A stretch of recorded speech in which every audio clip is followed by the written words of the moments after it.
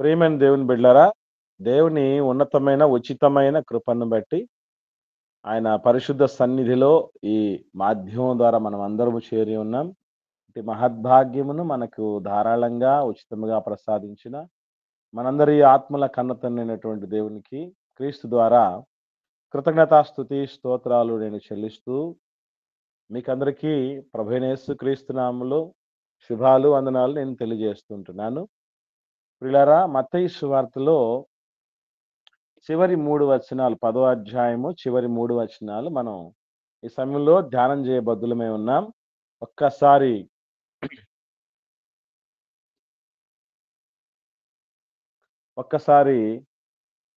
మత్తయి సువార్త 10వ అధ్యాయము 40, 41, 42 వచనాలు, చివరి 3 వచనాలు మనం ధ్యానం చేద్దాం. నేను చదువుతాను. చదివిన తర్వాత దీనికి సంబంధించి మీకు ఏ విషయాలు తెలిసి ఉన్నాయో ఒక్కసారి మీరు పంచుకోవాలని నేను ప్రేమతో మనవి చేస్తున్నాను.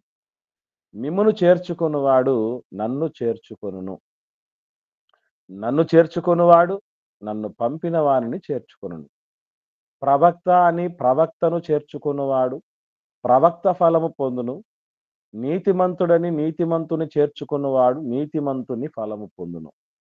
మరియు శిష్యుడని ఎవడు ఈ చిన్నవారిలో ఒకనికి గిన్నెడు చన్నీళ్లు మాత్రము త్రాగనిచ్చునో వాడు తన ఫలము పోగొట్టు కొనడని నిశ్చయముగా మీతో చెప్పుచున్నాను. ఇది యేసుక్రీస్తు ప్రభుల వారు మత్తయి సువార్తలో ఎస్పెషల్లీ శిష్యులను ఎన్నుకొని ప్రత్యేకపరచుకొని పనిని ఏర్పరచి పంపుతున్నటువంటి క్రమంలో చివరగా పలుకుతున్నటువంటి మాటలు ఇవన్నీ.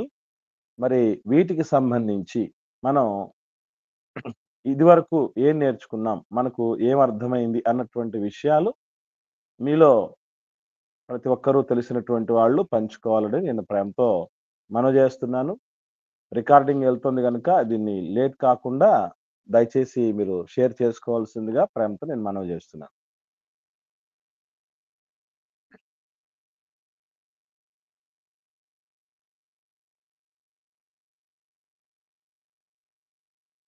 మాట్లాడండి, సైలెంట్ గా ఉన్నారు అందరూ.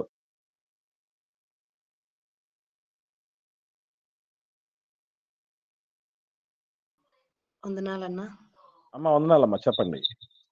అన్న, దేవుని బిడ్డలు సత్యవాక్యాన్ని బోధిస్తున్న బిడ్డలు ఉంటారు కదా, వాళ్ళని ఎవరైతే వాళ్ళని చేర్చుకుంటారో వారిని చేర్చుకున్నట్లయితేనా ఒక యేసుక్రీస్తు ప్రభుల వారిని చేర్చుకున్నట్లే అనేసి, అదే విధంగా యేసుక్రీస్తు ప్రభుల వారిని చేర్చుకున్నట్టయితే అది తండ్రిని కూడా చేర్చుకున్న వాడవుతాడు అనేసి ఈ యొక్క వాక్యం ద్వారా తెలియబడుతుంది అన్న.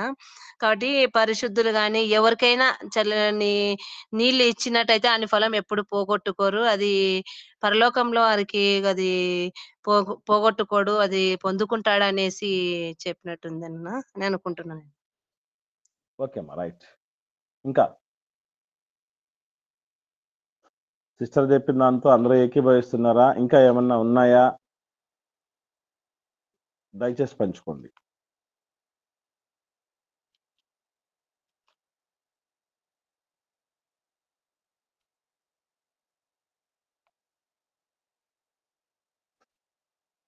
మంచిది పిల్లరా.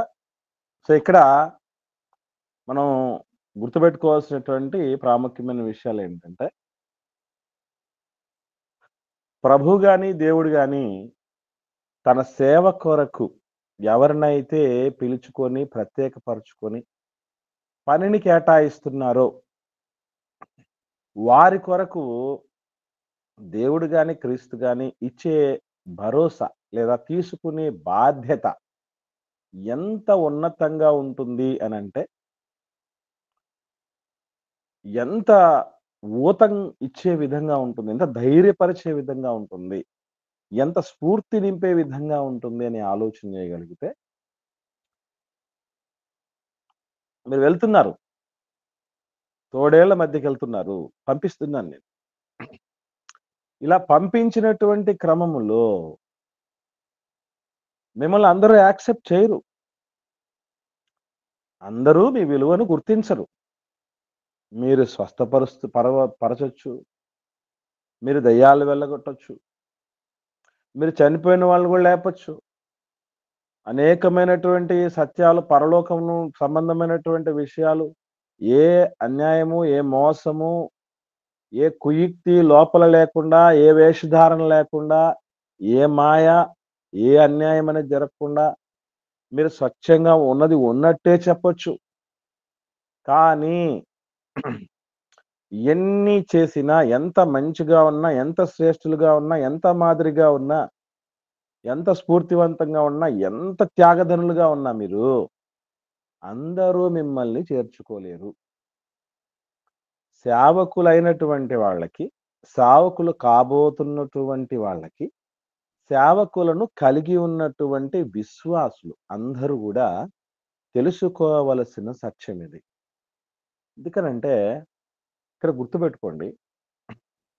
మిమ్మల్ని చేర్చుకొనువాడు నన్ను చేర్చుకొనును అన్నాడంటే, ఒక సేవకుడికి, ఒక బోధకుడికి, ఒక కాపరికి, ఓ సువార్తికుడికి ఎంతటి గొప్ప భాగ్యం ఇచ్చాడు, ఎంత ఆధిక్యతను ఇచ్చాడు అంటే, ఎంత గొప్ప పోలిక ఇచ్చాడంటే, మాలాంటి పనికిరానటువంటి వాళ్ళకి, మాలాంటి దౌర్భాగ్యులకి, పంట కుప్పల మీద ఉన్నటువంటి వాళ్ళని లేవనెత్తాడు అని చెప్తాడు చూసారా? ఎన్నిక లేనటువంటి వారికి, తృణీకరించబడినటువంటి వాళ్ళకి ఎంత గొప్ప స్థానం ఇచ్చాడంటే మహనీయుడు, తాను సృష్టికర్త, దేవుడితో సమానమైన వాడు, మహిమాన్వితుడు, మహత్తుగల మాట కలిగినటువంటి వాడు, ప్రభావముతో ముల్లోకాల మీద మహా ఆధిపత్యాన్ని కాపాడుకున్నటువంటి వాడు, దేవ స్వభావాన్ని ఏ క్షణములోనూ పోగొట్టుకొనని వాడు, నాలో పాపమున్నదని మీలో ఎవడు స్థాపించగలడని ఇటువంటి సవాలు శరీరం ధరించుకున్న ఏ ఒక్కడు కూడా చెయ్యలేడు. నేను తిన్నట్టు ఇంకొకడు ఎవడైనా తినగలడా అని మనం సవాలు విసరొచ్చేమో. నేను సంపాదించినంత ఎవడైనా సంపాదించగలడా అన్న సవాలు విసరొచ్చేమో. నాకున్నంత అందం ఇంకెవడికైనా ఉందా అని సవాలు విసరొచ్చేమో. నాకున్నంత బలగం ఇంకొకడికి ఎవరికైనా ఉందా అని చెప్పొచ్చేమో. నాకున్నంత అధికారం ఇంకొకడికి ఎవరికైనా ఉందా అని సవాలు విసరొచ్చేమో. అసలు నాలో పాపం ఉందని మీలో ఎవడు స్థాపించగలడు అనంటే, అయిన దానికి, కాని దానికి, చిన్నదానికి, పెద్దదానికి అభాండాలు వేసి నేరారోపణ చేసేటటువంటి వ్యక్తులు, నిందలు మోపేటటువంటి వ్యక్తులు చుట్టూ ఉన్న సమాజంలో ప్రభువు ఈ సవాలు విసిరిన తర్వాత మాట్లాడడానికి నాటికి, నేటికి ఏ ఒక్కడికి చేత కావట్లేదు. అంత గొప్ప వ్యక్తితో పోల్చటం జరిగింది ఒక దైవజనుడు. నన్నడిగితే ఒక దైవజనుడికి ఇంతకంటే కావలసిన భాగ్యం మరొకటి లేదు. చాలామంది ఏదో ఒక అధికారం వెంట నేను కనబడాలి, నేను కనబడాలి, నేను వినబడాలి, నా గురించి అనుకోవాలి అన్న ఆహ్, తనను ఎలివేట్ చేసుకోవాలన్నటువంటి పరిస్థితి ఉంటది చూసారా? కీర్తి ప్రతిష్టలు. సేవకుల్లోను, విశ్వాసుల్లోను సర్వసాధారణంగా ఈ 3 జాడ్యాలుంటాయి గుర్తుపెట్టుకోండి. అందులో కీర్తి ఒకటైతే రెండవది కనకం. డబ్బు వెంట పడేవాళ్ళు. నాటి నుండి నేటి వరకు ఒక గేహజీ మొదలుకొని ఇస్కరియోతు యూదా వరకు డబ్బు సంపాదన ఈరోజు విశ్వాసుల్ని చూస్తున్నప్పుడు వాళ్ళు దేవుడు మనల్ని నమ్మి వాళ్ళని అప్పగించాడు దేవుడు. వాళ్ళ బాధ్యత మన మీదుంది. వాళ్ళ ఆత్మలను కాచే బాధ్యత మన మీదుంది. మనం వాళ్ళకి చక్కటి మేత పెట్టాలి. స్వచ్ఛమైనటువంటి ఆహారం, ఆధ్యాత్మిక ఆహారం, ఆత్మీయ ఆహారం అందించాలి అన్నటువంటి ఆలోచనలు చేసే బోధకులు ఈరోజు కరువయ్యారు, తక్కువైపోయారు. కారణం ఏమిటంటే, ఏ విశ్వాసిని చూసినా ఒక నోట్ల కట్టలాగా. సంఘంలో విశ్వాసులు చూసినప్పుడు ఒక్కొక్కరు ఒక్కొక్క నోట్ల కట్టలాగా కనబడుతున్నారు తప్ప, వాళ్ళు దేవుడు నాకిచ్చినటువంటి ఒక కుటుంబం అని గాని, నా సొంత వాళ్ళని గాని, నా బాధ్యతని గాని నేను వారిని మేపగలగాలి, వారిని కాయగలగాలన్నటువంటిది గాని, అదే ప్రభుని ప్రేమించటం అని గాని, ఆ స్పృహ కోల్పోయిన పరిస్థితులు ఈరోజు సో కాల్డ్ బోధకుల్లో కనబడుతున్నాయి. మొన్న ఒకసారి అనిల్ కుమార్ గారి మీటింగ్ జరిగింది కోస్తా ప్రాంతంలో. దాని గురించి ఎవరికైనా ఐడియా ఉందండి? అనిల్ కుమార్ గారి మీటింగ్ జరిగింది. సేవకుడు అనిల్ కుమార్ గారు మీకు తెలుసు కదా! రాజశేఖర రెడ్డి గారి అల్లుడు. షర్మిలమ్మ భర్త అనిల్ కుమార్ గారు ఉన్నారు గదా! ఆయన మీటింగ్‌కి పిలిచారు. వాళ్ళకి పాస్టర్ గార్లకి ఏదో కూపన్ ఇచ్చారట. చార్జెస్ ఇస్తామన్న కూపన్ ఇచ్చారట. కొందరికి ఇచ్చి నిర్వాహకుడు చాలా మందికి ఇవ్వకుండా ఉంటే, ఆ చార్జెస్ ఇవ్వలేదు అన్నటువంటి కారణం చేత ఆ అక్కడ జరుగుతున్నటువంటి వాతావరణం అంతా కూడా ఉద్రిక్తంగా మారిపోయి, పోలీసుల వాళ్ళకి వెళ్ళిపోయి, అక్కడ వాళ్ళు పంచాయతీ తీర్చేంత వరకు దేనికోసం వస్తున్నారు? సేవకుల పరిస్థితులు ఎట్లా ఉన్నాయంటే, దేవుడు సేవకుల్ని నోడ్చెడు ఎద్దు అని చెప్పడంతో పాటు, మూగ కుక్క అని కూడా అన్నాడు. మూగ కుక్కలు అని కూడా అన్నాడు. కుక్కల బిస్కెట్‌లకు ఆశపడినట్టు, ఈరోజు సేవకులు ఎక్కడ పైసలు పంచుతామంటే అక్కడికి వెళ్ళిపోతున్న వాళ్ళు ఎంతోమందున్నారు. అంటే మీరనొచ్చు, వాళ్ళు పేదవాళ్ళు గదా! బ్రదరు అని చెప్పేసి. అసలు వాస్తవంగా ఆలోచన చేస్తే, సేవలోనికి వచ్చేటప్పుడే ఎవరి మీద ఆధారపడి సేవ చెయ్యాలి అనే క్లారిఫికేషన్ ఉండాలి సేవకుడికి. మానవుళ్ళు ఎంతవరకు గ్యారంటీ చెప్పండి? ఎప్పుడు, ఎక్కడ, ఎలా వాళ్ళ మనసు మారుతదో ఎవరు చెప్పగలరు? ఆలోచన చేయండి. కాబట్టి ఎవరి మీదో ఆధారపడి సేవ చేయకూడదు. వీళ్ళిస్తారు, వాళ్ళిస్తారు, వాళ్ళు చేస్తారు, వీళ్ళు చేస్తారనేది ఆలోచనే తప్పు. దేవుడి మీద ఆధారపడి సేవ చేయగలగాలి. దేవుడు మనకిచ్చినటువంటి స్తోమతతో, శక్తితో, సామర్థ్యంతో, నడిపింపుతో, త్యాగంతో, హృదయపూర్వకమైనటువంటి, ఇష్టపూర్వకమైనటువంటి రీతిగా పరిచర్య చేయటానికి సిద్ధపడి రావాలి తప్ప 40 సంవత్సరాలు అగ్ని రాజబెట్టకుండా లక్షల మందిని పోషించిన దేవుడు, మాలాంటి అర్భకులను, మాలాంటి చిన్ని ప్రాణాలను పోషించలేడాయన. లెక్కలేనన్ని జీవజాతులను పోషిస్తున్నటువంటి దేవుడు, ఎవరినో ఇట్లా చేయి చాచే పరిస్థితుల్లో పెడతాడా మనల్ని? సేవకుడి విలువ తెలియట్లేదండి. యేసుప్రభు చెప్పిన ఈ అద్భుతమైన మాట చూస్తే గుర్తుపెట్టుకోండి. సేవ చేస్తున్నటువంటి వాళ్ళు ఎవరన్నా వింటే గుర్తుపెట్టుకోండి. కావాలనుకున్న వాళ్ళు కూడా గుర్తుపెట్టుకోండి. యేసు ప్రభువు లాంటి స్థితిలో ఉన్నాం. ఆయన స్థానంలో ఉన్నాం సేవకుడంటే. ఈరోజు మనం చేసే చిల్లర చేష్టలకి, సేవకులు చేసే కొన్ని పనులకి ప్రభువుకి అవమానం కలుగుతుందని మర్చిపోకండి. మర్చిపోకండి. కాబట్టి ఇక్కడ మిమ్మల్ని చేర్చుకున్నవాడు నన్ను చేర్చుకున్నట్టు అన్నాడంటే, నిజంగా ఎంత గొప్ప భాగ్యం అండి. ఎంత గొప్ప భాగ్యం. ఆయనతో పోల్చుకొని మమ్మల్ని సేవకులు ఎక్కడైనా దేనికైనా పనికొచ్చేవాళ్ళమేనా సేవకులు. ఆయనతో పోల్చినప్పుడు మహనీయుడితో మీకంటే గొప్ప స్థితిలో ఉండొచ్చేమో సేవకుడు. కానీ ప్రభుతో పోల్చినప్పుడు ఎక్కడ? ఆయన పాదధూళి గూడా చాలా గొప్పదే మాకంటే. కానీ అంత గొప్ప స్థానంతో పోల్చినప్పుడు ఈ కీర్తి ఏమాత్రం అవుతది? ఈ డబ్బులు, ఈ రంగు నోట్లు ఏమైపోతాయి? ఆడవాళ్ళ వెంట పరుగులు తీసేటువంటి వాళ్ళు చాలా మంది. కీర్తి, కనకం, కాంతం అనేటువంటి వాటి వెంట పడేటువంటి దౌర్భాగ్యులు చాలా మందున్నారు. అలాగని అందరు సేవకులు అలా లేరు ప్రియులారా. కానీ ఇక్కడ మీరు చూడగలిగితే ప్రభు అంటున్నాడు, మిమ్మును ఎవరన్నా చేర్చుకుంటున్నారంటే ఎవరిని చేర్చుకున్నట్టు తెలుసా? ఏదో దిక్కు మొక్కు లేకుండా పరదేశులుగా మీరు వచ్చారు, చేతగాని స్థితిలో ఉన్నారు, అసమర్థ స్థితిలో ఉన్నారు, నిస్సహాయ స్థితిలో ఉన్నారు గనక, వాళ్ళకి ఏదో ఇంత పడేద్దాం అన్నటువంటి స్థితిలో ఎవడో ఒకడు మిమ్మల్ని ఆదుకుంటాడులే అని గాదుట. అని కాదట. మిమ్మల్ని చేర్చుకున్న వాళ్ళకు ఏ క్లారిఫికేషన్ ఉండాలంటే, హ్మ్, హ్మ్, నన్ను చేర్చుకున్నారు, ప్రభువుని చేర్చుకున్నారన్న క్లారిఫికేషన్. ఈరోజు మనలోని ఆలోచన చేద్దాం. గుర్తుపెట్టుకోండి. ఖచ్చితంగా స్వచ్ఛమైన సేవ చేసేటటువంటి అపోస్తలుల పోలు సేవకులు వాళ్ళ దగ్గరే మనం ఉండాలి. మొదటి పాయింట్ ఇది. గుర్తుపెట్టుకోండి. రెండవదేంటంటే, అటువంటి సేవకులని ఎలా ట్రీట్ చేస్తున్నామనేది మనకు తెలియాలి. ఎలా ట్రీట్ చేస్తున్నామనేది తెలియాలి. ప్రభువులాగా ట్రీట్ చేస్తున్నామా? పానకంలో పొడకలాగా తీసేస్తున్నామా? కూరలో కరేపాకులాగా తీసేస్తున్నామా? అస్సలు ఏమాత్రం పట్టింపు లేనటువంటి పరిస్థితుల్లో చాలా మందుంటారు సేవకుల గురించి. నేను చెప్తున్నది ఎవరిని పడితే ఆ సేవకుల విషయం కాదు. చక్కగా దేవుడి మీద ఆధారపడి మందకు చక్కటి మేత వేసి కాయాలి సత్యవాక్యంతో అనుకున్నటువంటి వాళ్ళ విషయంలో మనకున్న స్పృహ ఎంత?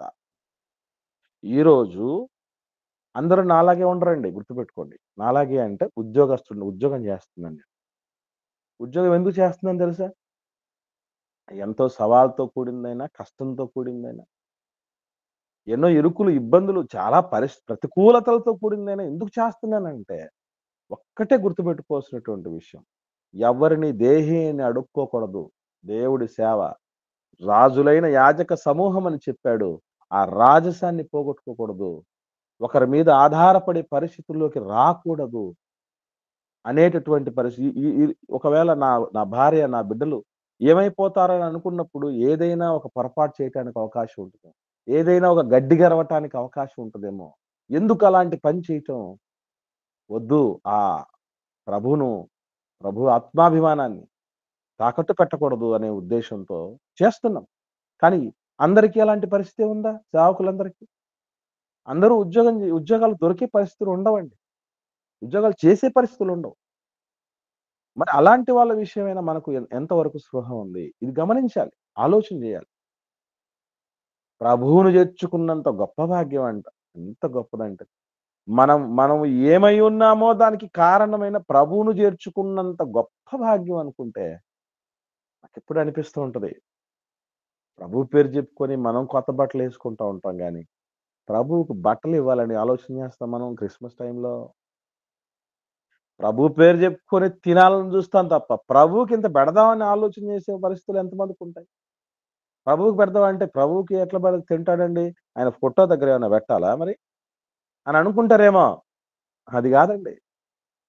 ఒక దైవజనుడు, దేవుడి సేవ చక్కగా జరిగిస్తున్నటువంటి మన శృతి పదములో, మన మన లెవెల్ ఆఫ్ నాలెడ్జ్‌కి ఓకే. ఈ దేవుడు కోరిన ఈ సత్ప్రమాణాల్లో, అపోస్తలత్వపు ప్రమాణాల్లో ఇతనికి యోగ్యత ఉంది అన్నటువంటి సేవకుడికైనా చూసుకునే పరిస్థితులు మనకున్నాయంటారా?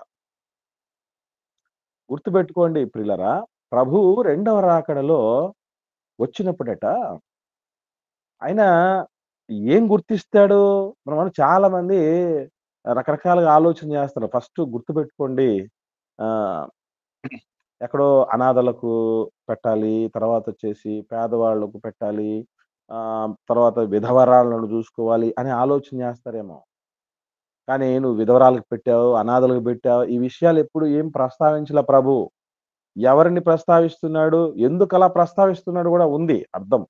ఎందుకనంటే, ఒక దైవజనుడంటే మీరు బోధకుడు మీకిష్టమైన వాడా? దేవుడికిష్టమైన వాడా? మెసేజ్ ఎంతమంది విన్నారిక్కడ? ఈ ఈ మె ఇక్కడ ఆన్‌లైన్‌కొచ్చిన వాళ్ళలో. బోధకుడు మీకిష్టమైన వాడా? దేవుడికిష్టమైన వాడా? అనేటటువంటిది విన్నది ఒక్కరే. నందిని. దయచేసి మీకందరికి మన జేసీసీ మెసేజెస్ అనే యూట్యూబ్ ఛానల్ మీకు తెలుసు కదా! అది వినండి. దైవజనుడంటే ఎట్లా ఉండాలో అని దేవుడనుకున్నాడో, ఎలాంటి వాడు అసలు సిసలు దైవజనుడో, మనకిష్టమైన దైవజనుడంటే ఎట్లా ఉంటాడో అక్కడ దాంట్లో స్పష్టంగా చెప్పటం జరిగింది. దయచేసి నా హంబుల్ రిక్వెస్ట్.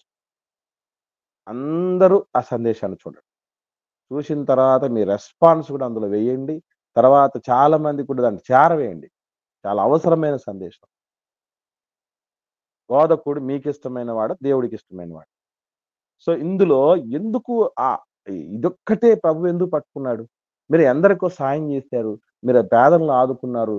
మీరు వాళ్ళని ఆదుకున్నారు, వీళ్ళని ఆదుకున్నారు. ఈ విషయాలు ఎందుకు చెప్పలేదు అనంటే దానికి స్పష్టమైన కారణాలున్నాయి.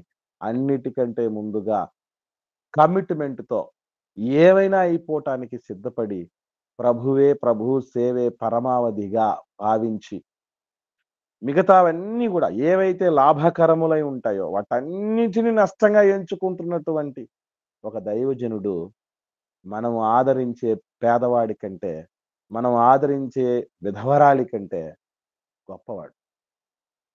అర్హుడు. ఎందుకనంటే అందుకే చెప్తున్నాడు.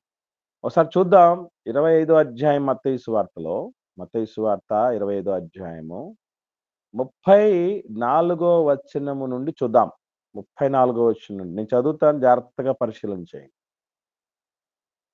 మత్తయి సువార్త 25 అధ్యాయము 34 వచనం నుండి నేను చదువుతున్నాను. అప్పుడు రాజు తన కుడివైపునున్న వారిని చూచి, నా తండ్రి చేత ఆశీర్వదించబడిన వారలారా రండి. లోకము పుట్టినది మొదలుకొని మీ కొరకు సిద్ధపరచబడిన రాజ్యమును స్వతంత్రించుకొనుడి. ఎందుకయ్యా ఆ రాజ్యం మీకొచ్చింది అనంటే, గుర్తుపెట్టుకోండి బాగా.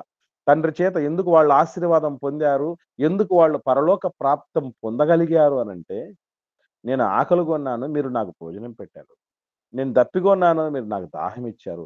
పరదేశినై ఉన్నాను, నన్ను చేర్చుకున్నారు. దిగంబరనై ఉన్నాను, నాకు బట్టలిచ్చారు. రోగినై ఉన్నాను, నన్ను చూడవచ్చారు. చెరసాలలో ఉన్నాను, నా యొద్దకు వచ్చితిరి అని చెప్పును. అందుకు నీతిమంతులు, ప్రభువా, ఎప్పుడు నీవు ఆకలిగొని ఉండుట చూచి నీకు ఆహారం ఇచ్చితిమి? నీవు దప్పికొని ఉండుట చూచి ఎప్పుడు దాహం ఇచ్చితిమి? ఎప్పుడు పరదేశి చూచి నిన్ను చేర్చుకొంటిమి? దిగంబరవి ఉండుట చూచి బట్టలిచ్చితిమి? ఎప్పుడు రోగివై ఉంటవైనను చెరసాలలో ఉండుటను చూచి నీ యొద్దకు వచ్చితిమని ఆయనడిగాను. అందుకు రాదు. మిక్కిలి అల్పులైన ఈ నా సహోదరులలో యేసు ప్రభు సహోదరుడిగా మొట్టమొదటి స్థితిలో అందరికంటే ముందటి వరుసలో ఎవరిని పెట్టాడంటే, సేవకుడిని పెట్టాడు. బోధకుడిని పెట్టాడు. కాపరిని పెట్టాడు. సువార్తికుడిని పెట్టాడు. నిజముగా మాకు ప్రభువిచ్చిన ఆధిక్యత ముందు ఒక కలెక్టరా, ఒక ముఖ్యమంత్రా, ఒక ప్రధానమంత్రా ఎవ్వరు పనికిరారు. అందరూ దిగదుడిపే. ఎందుకనంటే నన్ను చేర్చుకున్నట్టు అని చెప్పి దాంతో పాటు నా సహోదరులు అంటున్నాడు.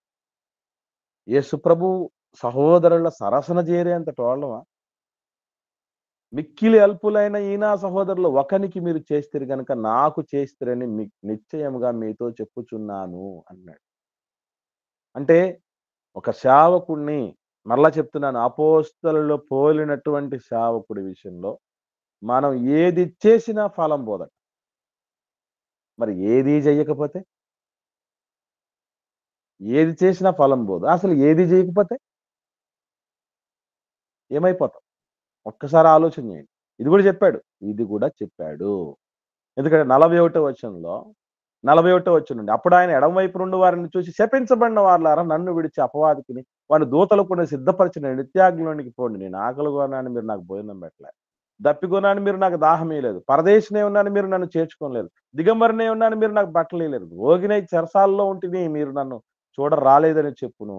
అప్పుడు వారు, ప్రభువా, ఎప్పుడయ్యా ప్రభువా ఇంత పని, ఇంత పాతకం మేము ఎప్పుడు చేసామయ్యా? ఇంత పాపం ఎప్పుడు చేసామయ్యా? అనంటే, దానికి అంటున్నటువంటి మాట 45 వచనంలో ప్రభువు, మిక్కిలి అల్పులైన వీరిలో ఒక్కనికైనను మీరు ఇలాగో చెయ్యలేదు గనక మీరు నాకు చెయ్యలేదు అంటున్నాడు. అంటే ఎప్పుడైతే అపోస్తలుల అడుగు జాడల్లో నడుస్తున్న సేవకుడి విషయంలో మనము బాధ్యత అనేది కలిగి ఉండకపోతే ఎంత ప్రమాదం చూడండి. నేను అడుగుతున్నాను, మీ దృష్టిలో ఎవరైతే దేవుడు మెచ్చే విధంగా, దేవుడికి నచ్చే విధంగా, మనకు మార్గదర్శిగా, మనల్ని పరలోకానికి తీసుకెళ్ళటానికి ముందుండి బాధ్యత కలిగినటువంటి వాడిగా అనిపించే సేవకుడి విషయంలో ఇప్పటి వరకు మీరేం చేశారు? ఒక్కసారి ఆలోచన చేయండి పిల్లలు. ఆత్మ విమర్శ చేసుకోండి. అప్పుడు అర్థమైపోద్ది మనం ఎక్కడున్నాం ఏంటనేది. రేపు దేవుడు రెండవ రాకడలో జరిగేటటువంటి పరిస్థితుల్లో రేపు అడుగుతాడు. ఎందుకు అడుగుతాడంటే, ఈరోజు మనం చెయ్యలేని ఎన్నో పనులు ఒక సేవకుడు చేస్తున్నాడు. వ్యక్తిగత ప్రార్థనలో మన కోసం ప్రార్థన చేయటంతో పాటు, ఎక్కడెక్కడ ఆత్మలున్నాయని, రక్షించబడిన ఆత్మలను కాయటానికి, మేపటానికి, సిద్ధపడటానికి ఎంత కష్టపడే పరిస్థితుల్లో ఉంటారో సంఘం గాయటం అంటే, చాలామంది చెప్తూ ఉంటారు, ఇల్లు గట్టు చుట్టూ పెళ్లి చేసి చూడండి. వీటన్నిటికంటే ముఖ్యంగా సేవకుడై చూడండి. బోధకుడై చూడండి. సువార్తికుడై చూడండి. కాపరై చూడండి. మీకు అర్థమవుతుంది. దాని వెనక ఎంత ప్రసవ వేదన ఉంటుందో మనకు తెలుస్తుంది పిల్లలు. అదే చెప్తున్నాడు మహనీయుడు ప్రభువు. అంటే ఇక్కడ మీరు గుర్తుపెట్టుకోవాల్సిన విషయం ఏంటంటే, మనము గుర్తించాలి. ఫలానా ఆయన దైవజనుడని, లేదంటే మిక్కిలి అల్పుడైన ప్రభువు యొక్క సహోదరులాడుతారు. సహోదరుడు ప్రభువుకి ఎవరంటే ఎవరిని పడితే వాళ్ళకి ట్యాగ్‌లైన్ పెట్టేస్తున్నాడు. సహోదరుల ఐక్యత కలిగి ఉంటే ఎంత మనోహరం, ఎంత మేలని. ఎవరు పడితే వాళ్ళు సహోదరులు కారు పిల్లలు. పరలోకమందున్న నా తండ్రి చిత్తము నెరవేర్చువాడే నా సహోదరుడు అని చెప్పాడు ప్రభువు. దేవుడి చిత్తాన్ని నెరవేర్చటం కోసం అహర్నిశలు కష్టపడేటువంటి పరిస్థితి. అన్ని విషయాల్లో మాదిరి చూపేటువంటి పరిస్థితుల్లో ముందుండేటువంటి స్థితిలో ఉండేవి. ఎప్పుడైనా మీకు గుర్తుంచండి. మాకు బాగలేదని జెప్పేటటువంటి విశ్వాసులుంటారు గానీ, కాపరి పరిస్థితి ఏంటని ఆలోచించాలా ఎంతమంది? హాస్పిటల్‌లో పడున్నప్పుడు వచ్చి చూసే పరిస్థితుల్లో, ఆ పరిస్థితుల్లో అనుకూలతలుంటే వచ్చి చూసి, ప్రార్థించి, కన్నీళ్లు విడిచి, ఒకవేళ అనుకూలతలో ఆ పరిస్థితి వచ్చే డైరెక్ట్‌గా చూసే పరిస్థితి లేకపోయినా, వ్యక్తిగత ప్రార్థనలో వాళ్ళ కోసం ప్రార్థన జేస్తూ దేవుడి సన్నిధిలో అయ్యా మరలిడుతూ, ఇన్ని సార్లు ప్రాకులాడేటటువంటి వాళ్ళను సేవకులకి అన్ని కంప్లెయింట్స్ ఉన్నటువంటి ప్రాబ్లమ్స్ అన్నీ చెప్పేస్తున్నాడు. అంటే మనం అందరం ప్రాబ్లమ్స్ చెప్పేస్తున్నాం సేవకుడికి. సేవకుడి పరిస్థితి ఏంటని ఆలోచించేవాళ్ళంతా. ప్రభువు అది చెప్తున్నాడు. మనకెంత భరోసా ఇస్తున్నాడంటే, మీరు ఒక చిట్టీలు కట్టినట్టు కాదు. ఇందులో ఇన్వెస్ట్ చేయటం సేవకుడిని అపోస్తలులాంటి సేవకుడిని చూడటం అంటే, చిట్టీలు కట్టినట్టో, లేకపోతే ఎక్కడైనా ఇన్వెస్ట్ చేసినట్టో కాదు. ఈ రకరకాల ఇన్స్యూరెన్స్ కడితే ఎన్నో సందర్భాల్లో ల్యాప్స్ అయిపోకుండా సంవత్సరాల తర్వాత ఇన్స్యూరెన్స్ కడితే, ఆఖరికి ఒక మనిషి చనిపోయిన తర్వాత దీనికి ఈ ఈ ఇవి ఈ క్వాలిఫికేషన్స్ లేవు, ఈ అర్హతలు లేవు, ఈ డాక్యుమెంట్స్ లేవు, ఈ విధంగా చచ్చిపోతే ఇచ్చేది లేదని ఎన్ని ఇబ్బందులు పెట్టి చేస్తున్నారు. ప్రభు పరిస్థితి అలా కాదు. అదే చెప్తున్నాడు. శిష్యుడని ఎవరు? ఈ చిన్నవాళ్ళలో ఒక్కడిని తీసుకుంటారు. చిన్నోళ్ళు. సేవకుడంటే చాలా చిన్నోడండి. చాలా చిన్నోడు. చిక్క వేస్తే చెప్పాను కదా మీకు ఇంతకుముందు. చిక్క వేస్తే చిక్క వేయి చేసుకుంటాడు. ఏం చేయడు. నూర్చెడు ఎద్దు మూతికి చిక్కం పెట్టొద్దు. అంటే చిక్కం పెట్టేదెవరు? ఏమి పెట్టకుండా, ఏం పట్టించుకోకుండా ఉండేవాళ్ళు ఎవరనంటే విశ్వాసులేనట. చిక్కం పెడితే నోరు మూసుకొనుంటాడు. చిక్కం తీసేసి తిండి పెడితే తిని పని జేస్తాడు. అట్లాంటోడే కదా చిన్నవాడంటే. అల్పుడంటే వాడేనండి. కాబట్టి ఇక్కడ గమనించగలిగినటువంటి పరిస్థితి గుర్తుపెట్టుకోండి పిల్లరా. మీరు ఎక్కడెక్కడైతే సహవాసాల్లో ఉన్నారో, నేను నా గురించి చెప్పడం గాదు మీకు.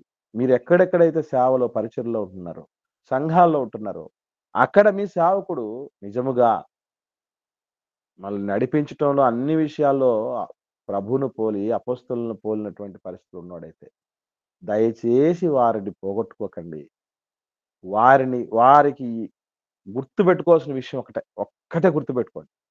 ఈ భూమి మీద దేవుడి తర్వాత స్థానం ఎవరికైనా ఇవ్వాలనుకుంటే దైవజనుడికే ఇవ్వాలి.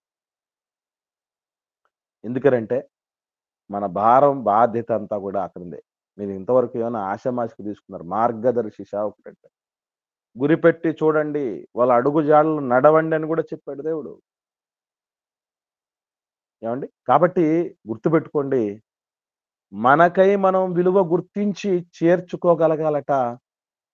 అయ్యా! సేవకుడా నీకు ఉంది సేవకు సంబంధించి, పరిచర్యకు సంబంధించి ఏం అవసరతలున్నాయి? నేనేం చేస్తున్నావు? ఎట్లుంది? సమకూర్పు ఎలా ఉంది? ఏమేం సేవలు జరుగుతూ ఉన్నాయి సంఘము ద్వారా, మీ ద్వారా? ఏమన్నా అవసరతలున్నాయా సేవకు సంబంధించి? ఏ రోజైనా సేవకుడిని అడిగిన వాళ్ళమేనా మనం? అడిగిన వాళ్ళమేనా? ఆలోచన చేయండి. ఎంతవరకున్నా మనమేంటో, మన సంపాదనలేంటో, మన కుటుంబాలేంటో, మన పిల్లల భవిష్యత్తులేంటో ఇక్కడే ఆలోచించుకుంటే, మన గురించే పరితపించేటువంటి సేవకుల విషయంలో మన ఆలోచన ఎలా ఉంది? ప్రతీదీ కూడా లెక్కల్లో దేవుడు పెట్టేస్తాడు గుర్తుపెట్టుకోండి. ఏది వదిలిపెట్టేవాడు కాదాయన. ఏది వదిలిపెట్టేవాడు కాదు. గిన్నెడు చన్నీళ్ళు ఇచ్చినా కూడా వదిలిపెట్టను నేను దాని ఫలం పోగొట్టుకోడు అన్నటువంటి పరిస్థితి ఉన్నాడంటే ఎంత అద్భుతమైన విషయం. ప్రభు ఎంత ఓన్ చేసుకుంటాడంటే మనల్ని ఆయన నమ్మి రాగలిగితే ఒక విశ్వాసిని గాని, ఒక కాపరిని గాని, ఓ రోజు క్రీస్తు యొక్క శిష్యులను బెదిరించటము, హత్య చేయటం ప్రాణాధారంగా పెట్టుకొని ఉన్నటువంటి వ్యక్తి. క్రీస్తు మార్గంలో ఉన్నటువంటి వాళ్ళని చెరసాలలో వేయించినటువంటి వ్యక్తి పౌలు గారిని దమస్కు మార్గంలో పోతూ ఉంటే, అక్కడ కూడా ఉన్నటువంటి వాళ్ళు ఎంతోమంది క్రైస్తవులు ఉన్నారు. అక్కడ కూడా వాళ్ళని కూడా వీళ్ళని మూసేయాలన్నటువంటి స్థితిలో పోతూ ఉంటే, యేసు ప్రభు మార్గ మధ్యంలో కనబడి పౌలు గారితో ఏమన్నారండి? మనకు తెలుసు కదా! ఏమన్నాడు యేసు ప్రభు? నీవు నీవు హింసిస్తున్న నిలిచినను. ఒకసారి చూద్దాం. 9వ అధ్యాయం అపోస్తలుల కార్యములు 4వ వచనం ఒకరు చదవండి. అపోస్తలుల కార్యం 9వ అధ్యాయం 4వ వచనం. అప్పుడు అతడు నేల మీద పడి, సౌలా సౌలా, నీవేళ నన్ను హింసించుచున్నావని తనతో ఒక స్వరము పలుకుట వినెను. ప్రభువా, ఇక్కడ గమనించండి. నీవే చాలమ్మా. ఇక్కడ మీరు గమనించగలిగితే రైట్, అక్కడ నెక్స్ట్ వచనంలో కూడా మంచి విషయం ఉంది. ప్రభువా నీవెవడువని ఆయన అడిగితే ఆయన అన్నాడు, నీవు హింసించుచున్న యేసును. అసలు హింసించింది ఎవరిని? క్రైస్తవులైన పిల్లలు, క్రైస్తవులను, శిష్యులను హింసించాడు పౌలు గారు. కానీ ప్రభు వచ్చి ఏమంటున్నాడు? నువ్వు నన్ను హింసిస్తున్నావు అంటున్నాడు. అంటే ఓన్ చేసుకోవటం అంటే అదే ప్రియులారా. దేవుడిలో ఉన్న గొప్ప గుణం ఏంటంటే, నిన్ను ముట్టితే నా కన్నుగుడ్డును ముట్టినట్టు అంటాడు ఆయన. నన్ను ఎవరన్నా ముట్టితే నా కనుగుడ్డును ముట్టినట్టే అంటాడు ఆయన.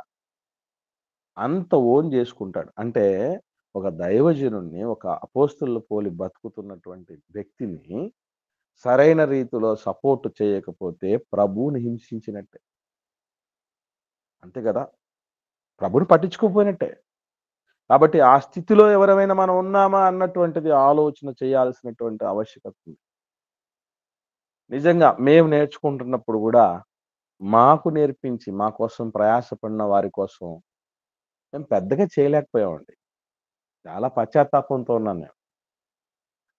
పెద్దగా చేయలేకపోయాం. కారణం ఏంటంటే అప్పుడు మాకు ఏ రకమైనటువంటి సంపాదన లేదు. డిపెండెంట్స్‌గా ఉన్నటువంటి వాడు.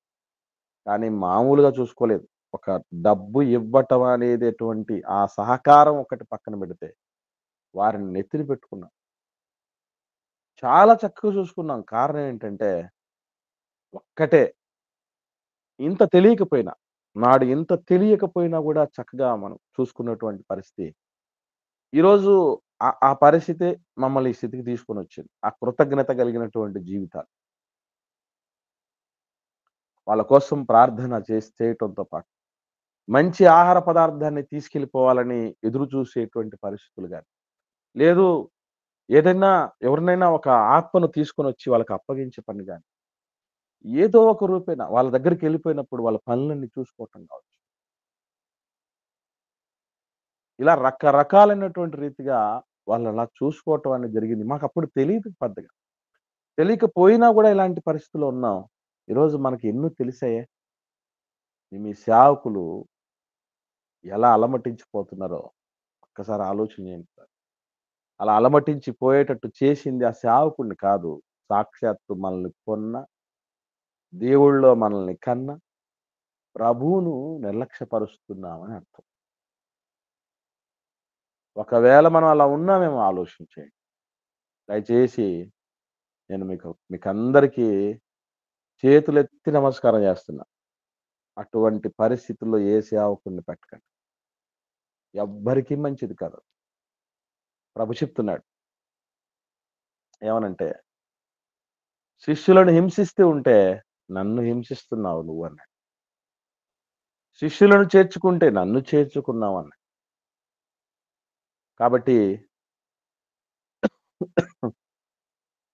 నన్ను చూసుకోలేకపోయినా నాలాంటి స్థితిలో ఉన్న వాళ్ళు చాలా మంది ఉన్నారు. వారిని చూసుకోండి. వారు మనల్ని కాస్తున్నారు. వాళ్ళని మనం చేయవలసినటువంటి రీతి కన్నా చూసుకోకపోతే చాలా కష్టం పిల్లలు. చాలా కష్టం. రేపు ఒక్కడు ధైర్యం చేసి సేవ చేయటానికి భయపడిపోతున్న పరిస్థితులు చూస్తున్నాం ఈరోజు. మీరు నమ్ముతారో లేదు. ఒక నిజమైన చక్కనైనటువంటి సమర్పణ కలిగిన సేవకుడు ధైర్యంగా సేవ చేయటానికి ముందుకు రావటానికి భయపడిపోతున్నాడు పిల్లలు. ఎందుకనంటే ఈ జనాలు, ఈ పరిస్థితులు ఎప్పుడు ఎవరు ఎక్కడ మారతారు. ఎందుకంటే వాడికి జిమ్మిక్కులు చేయటం రాదు. వాడు ఏదో వివాదాస్పదమైనటువంటి పరిస్థితులు. ఈరోజు చూడండి సేవకులందరి పరిస్థితులు. మన సందేశాలన్నీ గూడా సంఘానికి, వ్యక్తిగతంగా భక్తి జీవితంలో ఎదగటానికి సంబంధించి, ఆత్మీయంగా బలపడడానికి సంబంధించిన సందేశాలుంటాయి. వీటిని ఎవ్వరు చూడరు. ఏం చూస్తారు? వీడు పలానా వ్యక్తి ఇంకొక ఆయన్ను సవాల్ చేశాడట. వాళ్ళని సవాలు చేయమని రంకెలేసినట్టు డిబేట్ జరిగిందట. ఈ ఈ ఈ పరిస్థితులే మనకు మైండ్ సెట్ చూడండి ఎలా ఉందో. రేపు మనం బాగుపడటానికి సంబంధించినటువంటి విషయాలు ఎక్కడ దొరుకుతాయి ఏంటనేది అంత దాకా ఎందుకు? మీలోని ఎంతమంది ఆలోచన చేయండి. రెగ్యులర్‌గా దేవుడి మాటల్ని విని ఫాలో అవ్వగలుగుతున్నారు? ఆ విన్నవి మళ్ళీ మళ్ళీ ఎంతవరకు నెమరేసుకోగలుగుతున్నారు? తెలుసుకోగలుగుతున్నాం మనం?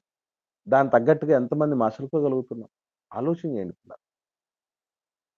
మీరు నమ్ముతారో లేదో, ఇప్పటికి 3-4 గంటల సేపు బైబిల్ ధ్యానానికి, దేవుడి వాక్య ధ్యానానికి నేను ప్రతిరోజు కేటాయించుకుంటాను. కారణం ఏంటంటే, మీలాంటోళ్ళకు ఆహారం అంత సులభంగా అందించడం అనేది జరగదు గదండీ. కష్టంతో కూడుకున్నది పిల్లలు. ఒక సేవకుడి స్థితిలో 23 సంవత్సరాల అనుభవం ఉన్నది. సేవానుభవం. ఇంత అనుభవం ఉన్నటువంటి వాళ్ళు ఏదో ఒకటి చెప్పేద్దాంలే అన్నటువంటి ఆలోచన చేయండి. మరి అలాంటప్పుడు మీరెలా ఉండాలి? ఎంత నేర్చుకోవాలి? ఎంత తీక్షణంగా, ఎంత ఆశ కలిగి ఉండాలి? తింటే తిన్నంత ఉన్నప్పుడు దాన్ని అందిపుచ్చుకోవాలి. లేకపోతే మనం ఎదగలేం పిల్లరా. నేనెప్పుడు చెప్తాను ఒకటే మాట. ఎప్పుడైనా భక్తి జీవితం అనేది మన జీవితంలో ఒక భాగం కాకూడదు. మన జీవితమే భక్తిలో ఒక భాగం అవ్వాలి. దేవుడు అన్న కాన్సెప్టు మన జీవితంలో ఏదో ఒక అన్ని దాన్లలో ఒక భాగం అన్నట్టు ఉండకూడదు. దేవుడిలోనే మనం ఒక భాగం అయిపోవాలి. అలా ఉండగలిగితేనే భక్తి అనేది ఇనుమడింపజేయబడుతుంది. లేదంటే అది నామకార్థ భక్తిగానే మారిపోతుంది. ఆలోచించండి. కనుక ఒకసారి పౌలు గారిని గలతీయులు ఎలా చూసుకున్నారన్నటువంటి విషయం ఒక మంచి మాట చూద్దాం. 4 అధ్యాయం 14 వచనం చదవండి. అపోస్తలుడైన పౌలు గారు గలతీయులకు రాసిన పత్రిక 4 అధ్యాయము 14 వచనంలో చెప్పబడిన ఒక చక్కటి మాట. చదవండి.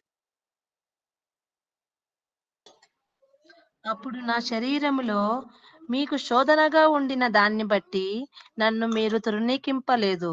నిరాకరింపనైనను నేను లేదు గాని దేవుని దూతను వలెను క్రీస్తు యేసును వలెను నన్ను అంగీకరించితిరి. చూడండి. పౌలు గారిని ఎలా స్వీకరించారట ఆ వ్యక్తులనంటే, దేవుని దూత. Yes correct. ఆయన లాంటి సేవకుడిని, ఆయనలా బతికేవాడిని, వాళ్ళ అడుగుజాడల్లో నడిచేవాళ్ళని.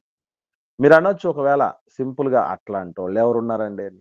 ఇప్పుడు రాజకీయ నాయకులు నిలబడుతున్నారు. నిలబడ్డప్పుడు గొప్ప రాజకీయ నాయకులు ఎవరున్నారు.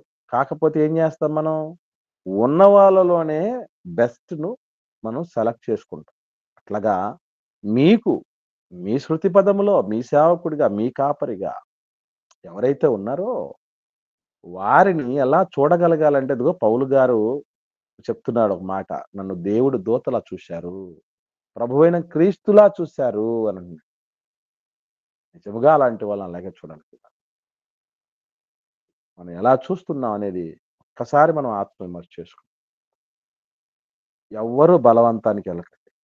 ఇది బలవంత పెట్టటానికి కాదు మీకు ఈ మాటలు చెప్పేది. ఏదో నాకేదో బ్యాలెన్స్‌లో పెరిగిపోతాయి. మీరేదో వేసేస్తారు, చేసేస్తారు అనే ఉద్దేశ్యంతో కాదు ఇవన్నీ నేను చెప్పేది. దేవుడు ఏదనుకున్నాడో దానికి సంబంధించి మన బాధ్యత ఏంటి? మన స్పృహ ఏంటి? అనేటటువంటి స్పష్టత మనకు రావాలి అన్నటువంటి ఉద్దేశ్యంతో, మీరు ఫలభరితమవ్వాలన్నటువంటి ఉద్దేశ్యంతో చెప్తున్నాను తప్ప మరొకటి కాదు. మరొకటి కాదు. మీ మీద మీ డబ్బులు నాకు కావాలన్నటువంటి ఆలోచన గాని, లేదు నేనేదో కీర్తి ప్రతిష్టలకెళ్ళిపోవాలి, ఏదో గొప్పవాడిని అనిపించుకోవాలన్న పరిస్థితులు గాని, ఏమాత్రం నాకు లేదు. ఎందుకనంటే, నా ప్రభువు ఆయన కృపలో నాకు ఆ పరిస్థితి ఇచ్చాడు. ఏమున్నా ఒకటే. దేవుడు నాకు అప్పగించిన సంఘాలను ప్రభువు వచ్చే సమయానికి నిందారహితంగా కాపాడుకోగలడు. సహవాసాలు బిడ్డల్ని మీలాగా ఆన్‌లైన్‌లో దగ్గరగా మీకు దగ్గరికి నేను రాలేని పరిస్థితి రెగ్యులర్‌గా రాలేకపోయినా కూడా ఈ రీతిగానైనా వచ్చి నాకు దేవుడు నేర్పించినటువంటి ఆ మెళకువలు, అనుభవాలు మీ ముందు పరిచి ఒక్కరు కాకపోతే ఒక్కరన్నా బలపరచబడే విధంగా చేయాలన్నది నా ఉద్దేశ్యం. కాబట్టి ఎవరూ దీన్ని అన్యథా భావించకండి దయచేసి. ఒక్కసారి మనం ఆత్మవిమర్శ చేసుకొని, హృదయపూర్వకంగా ఉన్నటువంటి తప్పులను దేవుడి సన్నిధిలో ఒప్పుకొని, ఇక మీదట అటువంటి తప్పులు చేయకుండా మనము జాగ్రత్త పడతాం. అది చాలా మంచిది. కనుక ప్రియులారా, ప్రభు చెప్పినటువంటి మాట. మిమ్మల్ని చేర్చుకున్నవాడు నన్ను చేర్చుకున్నట్లే, నన్ను చేర్చుకుంటే నా తండ్రిని చేర్చుకున్నట్టు. సృష్టికర్తనే చేర్చుకున్నంత గొప్ప భాగ్యం ప్రియులారా. ఆలోచన చేయండి. ఇప్పటిదాకా ఎటువంటి దృష్టితో చూశారో సేవకుడిని, ఇక మీదట అలా చూడకండి. అలాగని ఆరాధనా భావంతో చూడకండి అసల. తప్పు. అయ్యగారిని పూజించే స్థితిలో ఉండకూడదు. అభిమానించుదాం, తప్పులేదు. ఆదరిద్దాం, సహకరిద్దాం, బలపరుద్దాం, ధైర్యమిద్దాం, ఊతమిద్దాం. ఇది మంచిది. ఇది మంచిది. కాబట్టి ఇప్పటిదాకా నా కోసం, నాలాంటి సేవకుల కోసం మీలో చాలామంది ప్రార్థన చేస్తున్నారు. సహకారం అందిస్తున్నారు. ఏది ఆశించకుండా, ఏ చిన్నిది కూడా ఆశించకుండా ఈ కృతజ్ఞతా భావంతో చేస్తున్న వాళ్ళు కూడా చాలా మందున్నారు. దాన్ని బట్టి మీకందరికీ నా ప్రత్యేకమైనటువంటి వందనాలు నేను తెలియజేస్తున్నాను. ఇలా 10 కాలాల పాటు దేవుడి కోసం స్వచ్ఛంగా బ్రతకాలనుకున్న వాళ్ళకు సహకారం అందించేటటువంటి చక్కనైన వారు తండ్రి చేత ఆశీర్వదించబడిన వారి జాబితాలో ఉండేటటువంటి వాళ్ళు, తండ్రి ఉన్న లోకాన్ని స్వతంత్రించుకోగలిగినటువంటి అర్హత ఉన్న వాళ్ళలో మేము కూడా ఉన్నాము అని మీరు దయచేసి నిరూపించుకోండి. అది మనందరి మీద దేవుడు ఉంచినటువంటి చక్కని బాధ్యత. ఓకే. అందరికీ గాడ్ బ్లెస్ యూ. ఏమన్నా సందేహాలుంటే దయచేసి అడగండి.